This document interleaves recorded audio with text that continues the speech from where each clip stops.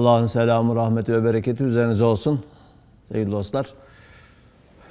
Böyle yeşil kazak değil, o zaman ceketti herhalde, ama üzerimde yeşille bir gün sınıfa girdim. Öğrenciler bugün 2 kat sevap kazanacağız hocam dediler. Neden acaba? Çünkü bir önceki derste 4 şeye bakmak sevaptır diye bir nakil yapmıştım. Kabe'ye bakmak sevap. Annenin yüzüne bakmak sevap. Üçüncüsü hocanın yüzüne bakmak sevap. Dördüncüsü de yeşile bakmak sevap. Hoca yeşilli olunca bu sefer 2 kat sevap kazanacağız sonucunu buradan çıkarmış öğrenciler. İnşallah kat kat, Allah katında sevaplar kat kattır efendim. Biz layık olmasak da Cenab-ı Hak layık olduğumuzdan çok fazlasını rahmetiyle bize ikram edecektir. Onun rahmetinden bekliyoruz. Yine kazancımızın hem ilim yönüyle, hem iman yönüyle, hem sevap yönüyle çok olması, çok olacağı bir program diliyorum bizim için de, sizin için de.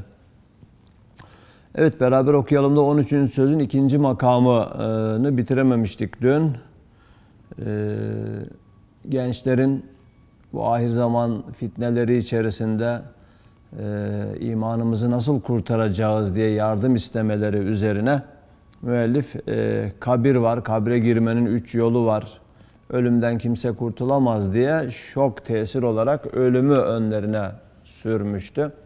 Devamında da zaten madem ihtiyarlık, hastalık, musibet ve her tarafta vefiyatlar ölümü hatırlatıyorlar. Sürekli, değil mi? Özellikle ahir zamanda ölümler hızlanacak. Hakikaten hızlanıyor işte. Çığ düşüyor. Yeryüzü depremlerle daha çok sarsılıyor. Hani bir insan nasıl ihtiyarladığı zaman vücudunda titremeler çoğalır. Dünya da yaşlandı, ihtiyarlandı. Onun için bu musibetler daha çok yaşanıyor. Ölümler daha çok yaşanıyor. Toplu olarak yaşanıyor. Bunlar da bize kendi ölümümüzü, ölümlü olduğumuzu hatırlatıyor. Yani bu hatırlatmalardan hoşlanıyor muyuz, hoşlanmıyor muyuz? Tabii o kişinin durumuna göre değişiyor. Ama mümin hatırlatmalardan hoşlanır, nasihattan hoşlanır. Yani benim nasihata ihtiyacım yok demez. Münafıkların özelliğidir nasihattan hoşlanmamak. İşaretül İcaz tefsirinde münafıklarla ilgili ayetlerin tefsirinde böyle deniyor.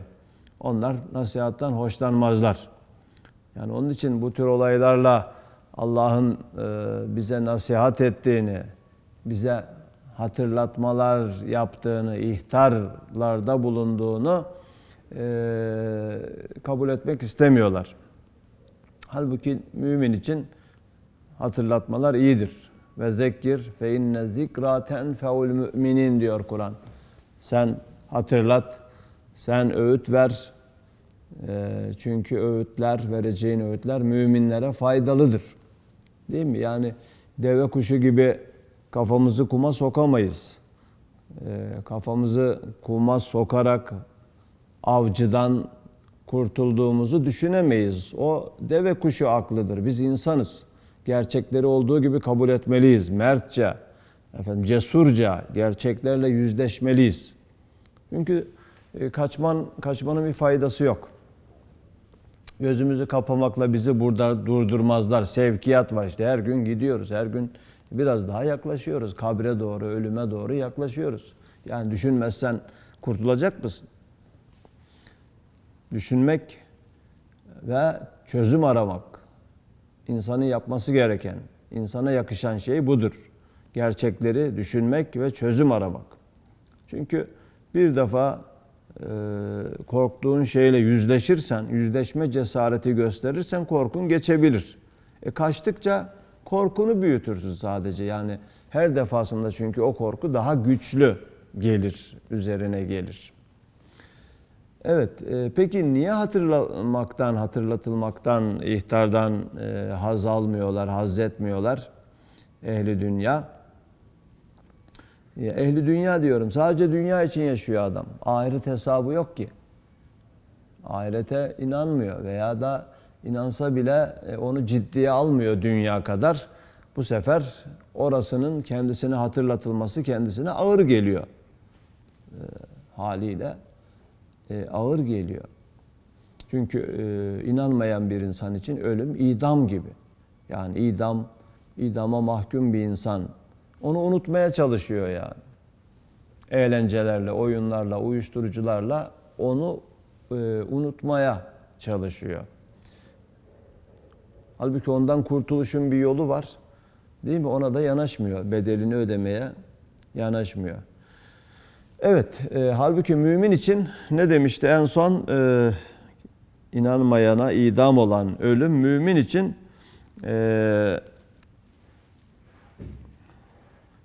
için ebedi bir hazine.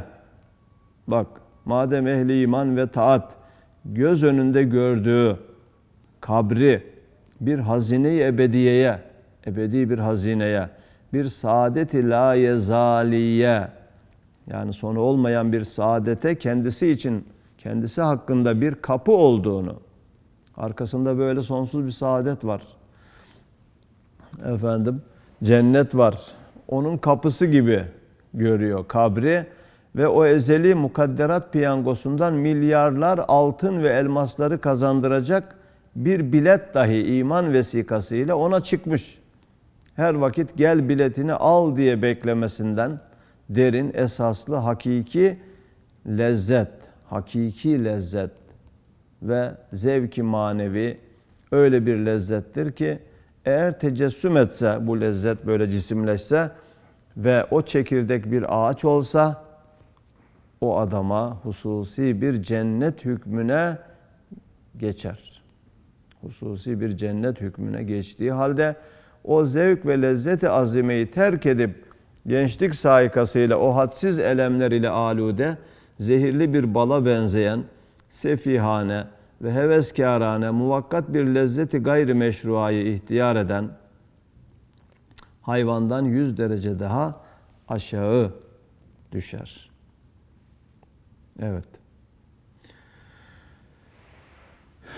Böyle ölümü bile güzel görmek, ebedi saadete açılan bir kapı, bir yol olarak görmek. Değil mi? Mukadderat piyangosundan milyonlar altın kazandın gel al. Çünkü gerçekten öyle. Ben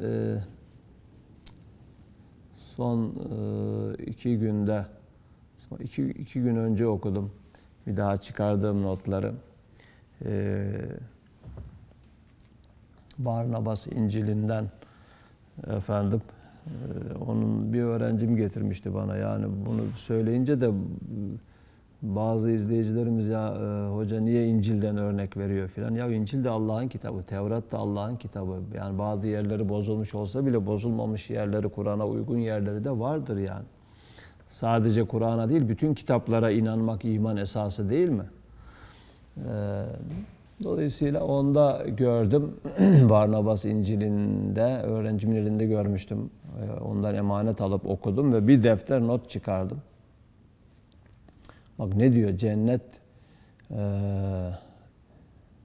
için efendim. Cennete giden bir insana Allah buyuracak ki dünyada sana neler vereceğim, neler hazırladım, gel bakalım. Dünyada dünyanın bütün zenginlerine, bütün krallarına, hükümdarlarına verdiklerimin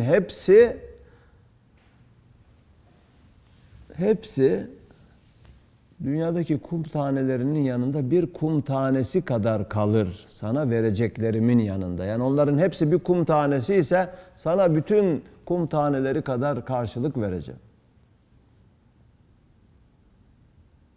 Yani nasıl düşündürüyor ya?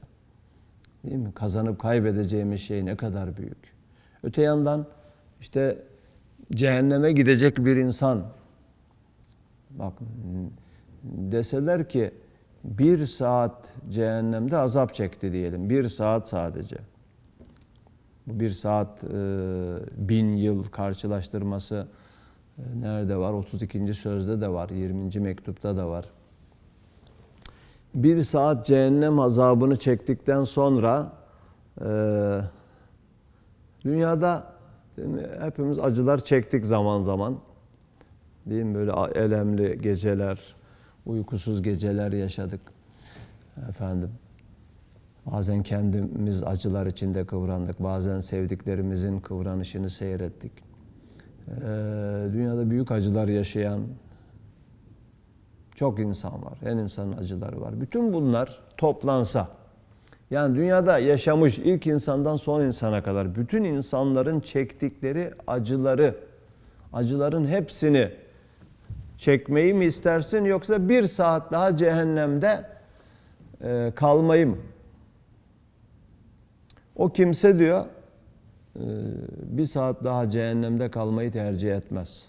Bütün çekilen acıların hepsini çekeyim, yeter ki de 1 saat daha şu cehennem azabından kurtulayım. Allah'ın azabı şiddetlidir ayetini, değil mi? Daha iyi anlıyoruz şimdi. Yani dolayısıyla böyle inanmazsa bir insan ebedi cehenneme gidecek. Ebedi cehenneme giden bir insan, bakın o hususla da ilgili şöyle bir örnek var. Diyelim diyelim şu stüdyoyu bir ambar olarak düşünelim veya bulunduğunuz salonu, odayı, neyse nerede izliyorsanız orayı bir ambar olarak düşünün. Ambar, mısır ambarı, buğday ambarı, mısır ambarı diye geçiyor orada. Diyelim mısır taneleri, kaç tane mısır tanesi olur? Bir kuş geliyor, 100 senede bir geliyor. Bir kuş bir mısır tanesi alıp gidiyor. 100 sene sonra bir daha geliyor, bir tane daha alıp gidiyor. Bulunduğunuz oda mısır ambarı olsa ne zaman tükenir? Yani her tane için 100 sene beklemeniz gerekiyor. Bir de dünyayı ambar olarak düşünün. Dünya dolu olsa mısır taneleriyle, dünya ne zaman bu ambar boşalırsa, o kuşun gelip her 100 senede bir tane götürmek suretiyle onu boşaltmaya çalışıyor. Ambar boşalınca sen de cehennemden kurtulacaksın denilse, gene birazcık ümidi olur. Çok sönük de olsa bir ümit olur. Bu kadar bile bir ümidi olmayacak. Çünkü ebedi, halidine fiha ebeda bu. Ya şimdi böyle bir mesele karşısında, değil mi? Yani kazanıp kaybedeceğimiz bu kadar, değil mi? Önemli bir durum var yani. Sonsuzluğu kazanmak ve kaybetmek. Sonsuzluktan, bu dünya gibi trilyonlarca dünyayı çıkarsanız gene sonsuzluktan 1 gram eksilmez. Sonsuzluk böyle bir şey. Sonsuzluğu kalbimizde canlı tutalım. Sonsuzluk her derdimize derman olur ve sonsuzluk her sorunumuzu çözer. Eğer onu tam anlayamayız da sonsuzluğu, zaten aczimiz dolayısıyla anladığımız kadarıyla bile sonsuzluk bütün meselemizi halleder bizim. Değil mi? O zaman nefsimiz bize galip gelemez. 3 günlük dünya için bu kadar uğraşırken, didinirken, zorluklara göğüs gererken, değil mi? Veya bu kadar tasalanırken, kaygılanırken, korkular yaşarken, sonsuzluk için gafil olmak, duyarsız olmak insana yakışır mı? Evet. Dolayısıyla eğer insan böyle bir meselede duyarsız kalırsa diyor, bunu takmazsa, önemsemezse, insan olamayacağı gibi hayvandan da aşağı düşer. Bu belhum edal sırrını dün programın sonunda ayetle, onlar daha aşağıdırlar, paylaşmıştım sizinle. Şimdi buradan devam ediyorum. Hayvandan %100 derece aşağı düşer. Ecnebi dinsizleri gibi de olamaz. Çünkü onlar peygamberi inkar etseler diğerlerini tanıyabilirler. Yani bir peygamberi, son peygamberi kabul etmezse bile, değil mi? Bir peygamberi kabul eder. Hatta peygamberleri bilmeseler de Allah'ı tanıyabilirler. Allah'ı bilmeseler de kemalata medar olacak bazı güzel hasletler bulunabilir. Onlar da bulunabilir. Fakat bir Müslüman hem Enbiya'yı hem Rabbini hem bütün kemalatı Muhammed-i Arabi Aleyhisselatü Vesselam vasıtasıyla biliyor. Onun terbiyesini bırakan, yani bütün insani vasıflar, kemali vasıfları ondan öğrendiği, peygamberinin terbiyesini bırakan ve zincirinden çıkan daha hiçbir peygamberi tanımaz. Ve Allah'ı da tanımaz. Ve ruhunda kemalatı muhafaza edecek hiçbir esasatı bilemez. Neden yani onlarda biraz ışık kalıyor da bizde hiç kalmıyor? Ya gayrimüslimlerle Müslimlerin böyle bir farkı var. Çünkü peygamberlerin en ahiri ve en büyükleri ve dini ve daveti umum nevi beşere baktığı için, yani evrensel bir mesaj getirdiği için, bütün insanlığa baktığı için dini ve daveti ve mucizatça ve dince umuma faik ve bütün nevi beşere, bütün hakaikte üstatlık edip 14 asırda parlak bir surette ispat eden ve nevi beşerin medar iftiharı bir zatın terbiye esasiyelerini ve usulü dinini terk eden, elbette hiçbir cihette bir nur, bir kemal bulamaz. Sukut-u mutlaka mahkumdur. Yani sukut düşmek demektir, mutlak. Öyle dibi olmayan bir kuyuya düşmüş gibi olur. Sukut-u mutlaka mahkumdur. Bu ecnebi dinsizleri gibi de olamaz. Meyve Risalesi'nin 3. meselesinde de bunu söylüyor. Bir yerde de şöyle bir misal veriyor. Yani bunu açan bir misal. Şimdi onun yerini hatırlayamadım ama misali hatırladım. Şimdi diyelim ki şöyle 100 odalı, 1000 odalı neyse bir yere giriyorsunuz. Bir saraya giriyorsunuz.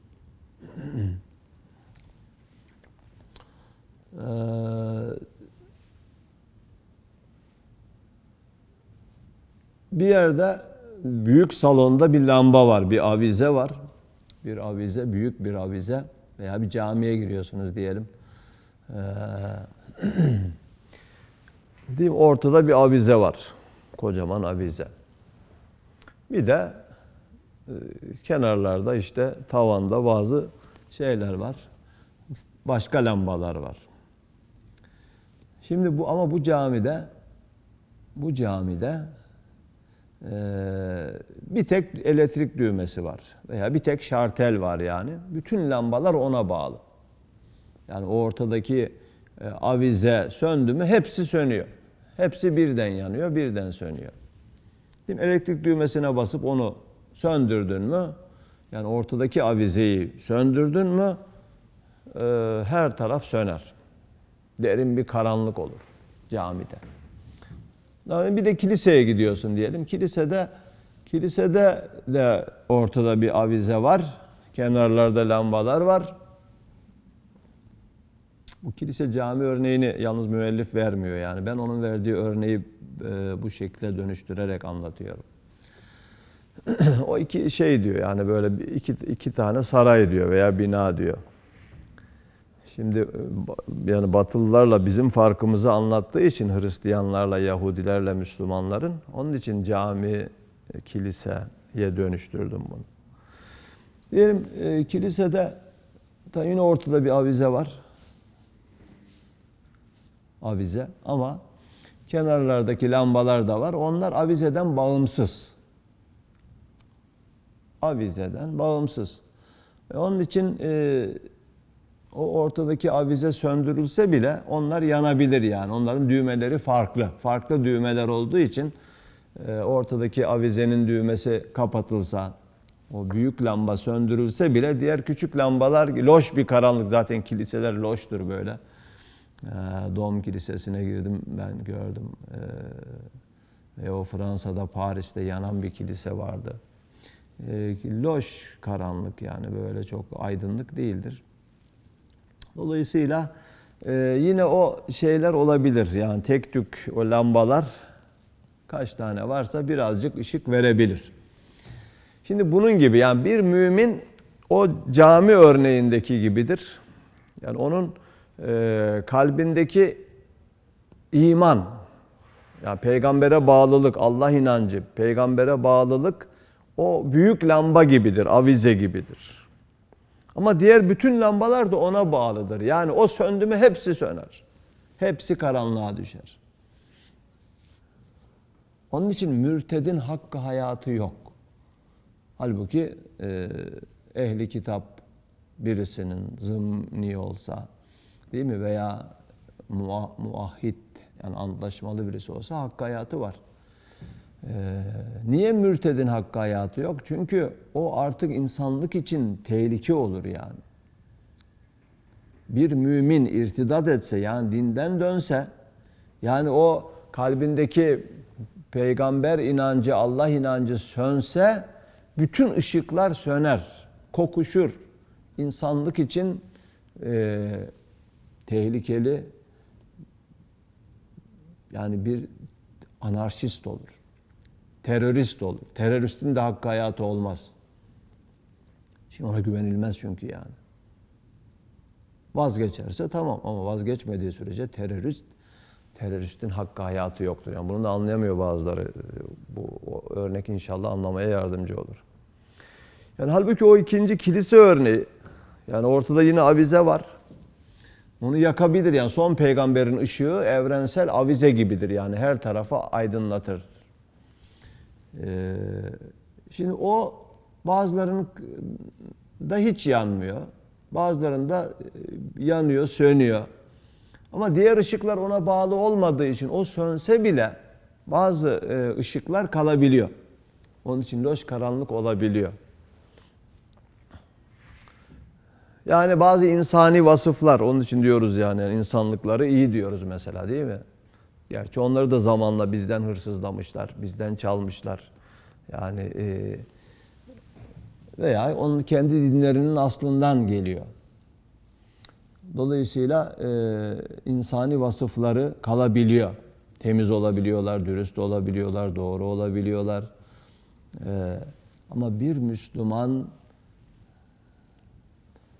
öyle kalamıyor. Çünkü diğer her şey, bütün kemalatı peygamberinden öğrenmiş yani. Bir de bunun meselesi, sebebi şu, peygamberimizin getirdiği din hayatın her alanında, her alanıyla ilgili hükümler getirmiş. Her şeyi kapsıyor yani. Her şeyi kapsıyor. Sadece ahiret peygamberi değil, dünya peygamberi aynı zamanda. Dünyayı da tanzim ediyor. Dünyayı da tanzim ediyor. Yani şeye tutun, değil mi? Böyle evinden çıkarken okunacak dualar var. Eve girerken dua okuyorsun. Affedersiniz, tuvalete, lavaboya giderken bile, çıkarken bile okunacak dualar var. Yani bunları duyunca bir ismini şimdi hatırlayamadım. Ali abi de onu çok söyler. Ali Çetinkaya hocamız. Birisi demiş ki bir sahabiye, sizin dininiz size hiç serbest alan bırakmamış. Yani özgürlük alanı bırakmamış. Sizi çok mahkum etmiş yani. Her şeyde yapacağın bir şey var yani. Dininin bir emri var. O sahabenin cevabı, hayır demiş, bizim dinimiz her şeyimizi bizim sevaba dönüştürmek, kazanca dönüştürmek istiyor. Bak, yorum farkına bakın. Zaten yapacağız işte, yani kendi kafamıza göre yapsak ne olacak?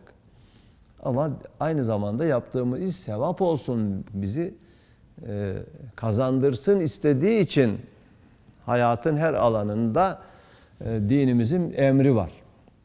Evet, bunu avantaj, öteki dezavantaj görüyor. Sahabi bunun avantaj olduğunu söylüyor. Gerçekten bakış açısına göre değişir yani. Hakikatte avantajdır. Ama Hz. İsa Aleyhisselam zaten 3 yıl peygamberlik yapmış. Yani dünyaca sultan değil. Dünyada hükümdar bir peygamber değil. Dolayısıyla sadece kalplere hitap etmiş. Onun için bu yani Batı felsefesinden gelen din kalp işidir. Yani inanç kalp işidir. Dünyaya karışmaz. Yani dünya ile din ayrı şeylerdir. Bunlar Batı için doğru. İsa Aleyhisselam'ın şeyine göre doğru.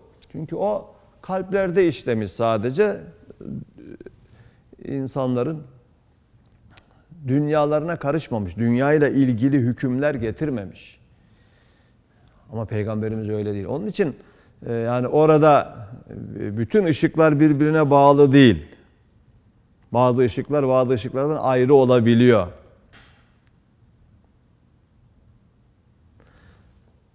Ama Müslümanlık için olmuyor. Böyle bir fark var. İşte bu farktan dolayı ecnebi dinsizleri gibi de olamazsın hükmü burada ifade ediliyor. Bir Müslüman ecnebi dinsizleri gibi de olamaz. Hayvan gibi bile olamıyor. Hayvandan aşağı düşüyor. Evet. Bu açıklamalardan sonra bayağı zaman aldı. Son kısmı gençlere verilen nasihatın son kısmına geldik. İşte ey hayatı dünyeviyenin zevkine müptela ve endişeyi istikbal ile istikbalini ve hayatını temin için çabalayan biçareler. Ne kadar güzel oturuyor yani. Herkes bu duruma giriyor. Herkeste istikbal endişesi var. Hayatını ve istikbalini kazanmak için çalışıyor, mücadele ediyor. Didiniyor, koşuşturuyor, yarışıyor. Peki, dünyanın lezzetini, zevkini, saadetini, rahatını isterseniz meşru dairedeki keyfe iktifa ediniz. O keyfinize kafidir. Zaten istiyor herkes. Bunun için çalışıyor. Bak dünyanın lezzetini. Ahiretin demiyor. Dikkatinizi çekerim. Evet ahiretin sonsuz lezzetleri de, saadetleri de ister insan. Ama burada dünyanın diyor. Ahireti şimdilik bir tarafa bırakın. Dünyanın bile lezzetini, saadetini, zevkini, rahatını isterseniz ki istiyorsunuz, herkes istiyor. Meşru dairedeki keyfe iktifa ediniz. O keyfinize kafidir. Meşru yani şeriat, şer'i, şeriatın çizdiği çizgiler yani helal olanla yetininiz. Helal olanla yetininiz. Haramı helal öğreneceksin. Efendim. Harama girmeyeceksin. İmanını güçlendireceksin. İman eksenli her şeyi yorumlayacaksın. Dünyanın lezzeti, saadeti burada. Şimdi Risale-i Nur'un etkili olmasında, yani bu zamanda değil mi, böyle 50'ye yakın dünya dillerine çevrilmiş, zaten okuyan hakikaten hakikati arıyorsa Risale-i Nur'la hidayete eriyor. Yani Vatikan'ın yaptığı bir araştırmaya göre bile dünyada Müslüman olanların 1/3'ü, bu kadar ceryanlar var, cemaatler var, 1/3 Risale-i Nur yoluyla hidayete eriyor, İslam'a dahil oluyor. Hidayetine vesile oluyor. Yani Risale-i Nur'un farkı bu, insanın hissini de ikna ediyor. Hissini, nefsini ikna ediyor. Çünkü nefis ahireti görmez, nefis ileriyi görmez. Bu zamanda insanlar hisleriyle yaşıyorlar. Yani hani anı yaşa, bunun için deniyor yani. Anı yaşa, Geçmişi, geleceği akıl düşünür. Anı yaşamak için anı yaşamak yani hayvanca yaşa anlamında. Hayvanlar hep anı yaşarlar. Anı yaşamanın bir şeyi var, bir hakikati var. Yani nasıl bir hakikati var? Vazife. Vazifesini yapması. Vazife açısından insan bu anı düşünmeli, bugünü düşünmeli. Vazife cihetiyle bugünü düşün. Yani dün niye şunları yapamadım? Yarın ne yapacağım deme. Bugün sana düşeni yap. Çünkü dün ve yarına dalarsan, değil mi? Dünün korkuları, yarının kaygıları bugün de vazifeni yapmanı engellerler. Dün ve yarın iki hırsızdır, bugünü çalarlar. Buna izin verme. Vazife cihetiyle bugünü düşün. Ama yarını da planla. Yarın olunca o da bugün oluyor zaten. Yarın diye bir şey yok. Değil mi? Yarın bir illüzyondur. Bir yanılsamadır. Kimse yarına çıkamaz. Kimse yarını yaşayamaz. Zaten hep bugünü yaşarsın. Yarın gelince de bugün olur. Sen geleceği planla. Aklınla. Geçmişten ders al. Kökü mazide olan atiyiz de Yahya Kemal gibi. Geçmişten ders çıkar. Geleceği planla. Ama görev olarak, vazife olarak şu an bana ne düşüyor? Onu yap. Bak bu anı yaşamak bu açıdan doğru. Ama hiç geçmişi düşünme. İşte o maddeci şairin söylediği gibi bir geçmiş zamanı beyhude yad etme. Bir gelecek zaman için boşuna feryat etme. Geçmiş gelecek bütün bunlar masal hep. Eğlenmene bak, ömrünü berbat etme. Yani düşünmeden hayvan gibi yaşa anlayışı yıkıcı bir anlayış. Biz hayvan olsak böyle olur. Ya aklını başından çıkar at, hayvan ol. Bu dediğin gibi yaşayabilirsin o zaman, anı yaşayabilirsin. Ya da aklını imanla başına al, hakiki insan ol. Şimdi dolayısıyla vazife cihetiyle bugünü düşüneceksin. Ama genelde sadece vazifeden zaten kaçıyor nefis.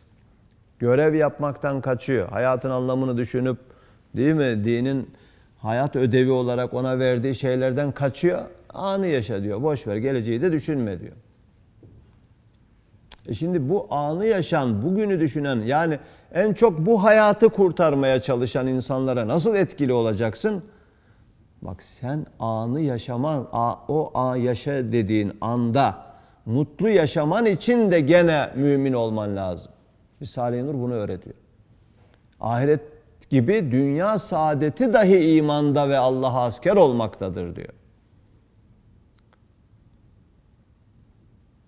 Dünyada da saadet istiyorsan felsefeye göre de olur. İnsanların gayesi mutluluktur. Dünya mutluluğu. Ya dünya mutluluğu da inanmaya bağlıdır. İnanmazsan ahireti kaybettiğin gibi dünyayı da kaybediyorsun. Hasiret dünya vel ahire.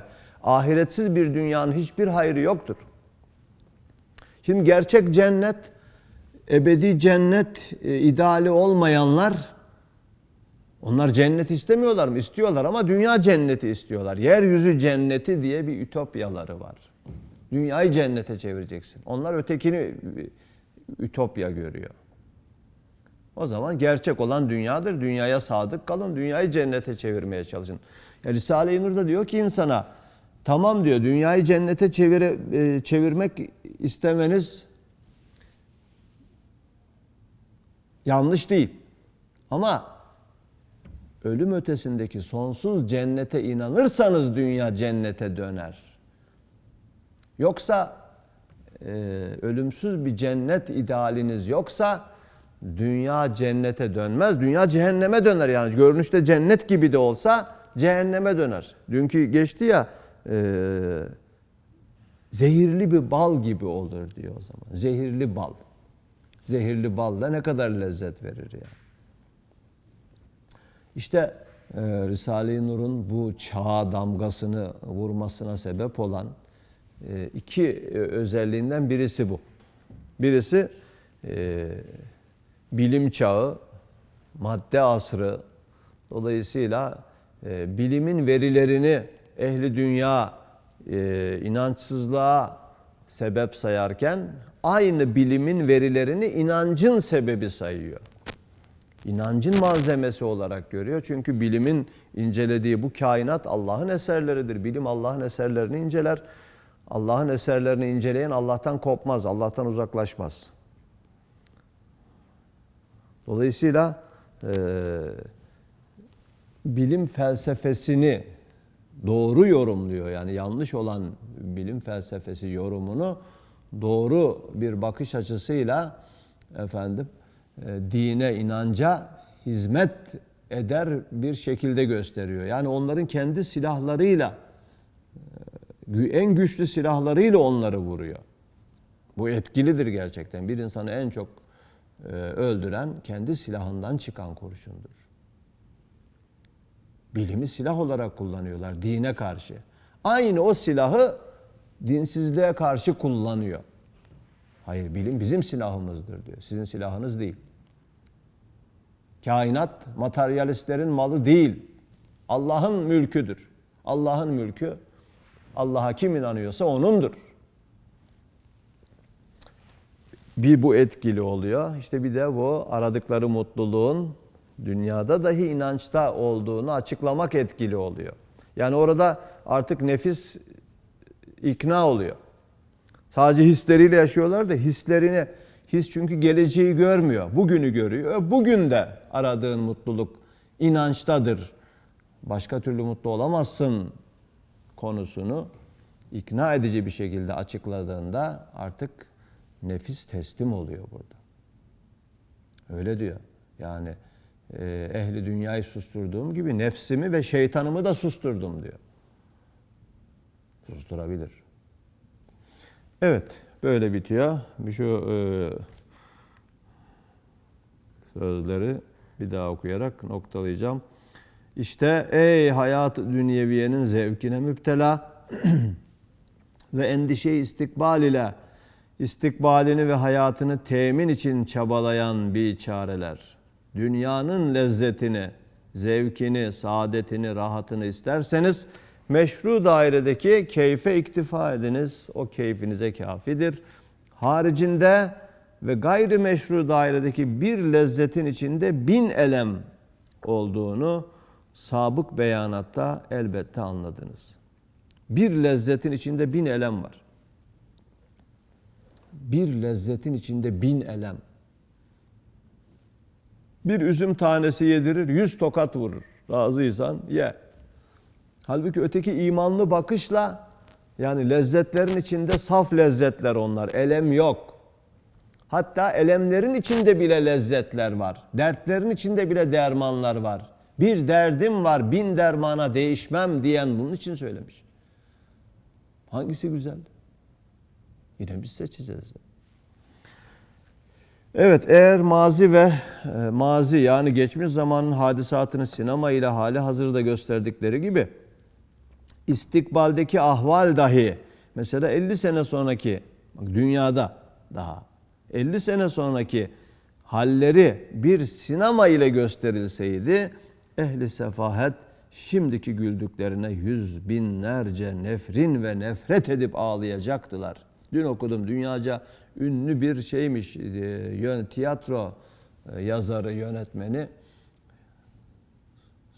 Son ölümünden 1 saat önce söylediği sözler, hayat bomboşmuş, kendimi aldatmışım, boşuna yaşamışım şeklinde, yani itiraflar. Sen de öyle söylersin.